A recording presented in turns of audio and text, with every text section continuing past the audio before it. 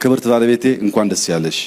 የብዙ ጊዜ ምኞትሽ መሻትሽ የነበረው ነገር ዛሬ ሆኖ እኔም አንቺም ስላየን የጎንደር ሕዝብም ይህንን ታላቅ እድል የዚህ ደስታው ተካፋይ እንድንሆን ስለፈቀደልን ከፍ ያለ ምስጋና እያቀረብኩ ጎንደሬዎች ሽማግሌ ያላችሁ፣ የሃይማኖት አባት አላችሁ፣ ብርቱ ሰዎች ያላችሁ ሰብሰብ ብላችሁ ጎንደርን ዳግም ውለዱት።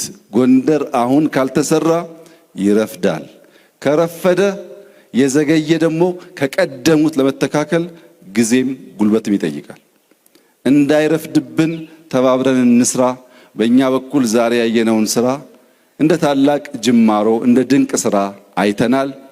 በዚህ ስራም እንድትበረታቱ እንፈልጋለን። ቻሌ እንዳትተኛ፣ የጎንደር ከተማ ነዋሪዎች እንዳትተኙ። ዳግም ጎንደር ተወልዳ አሸብርቃ ጥንታዊነቷን ታሪኳን ሳትለቅ ለዓለም አሸብራቂ ከተማ እስክትሆን ድረስ በትጋት እንድንሰራ በድጋሚ አደራላችሁ ፈልጋለሁ።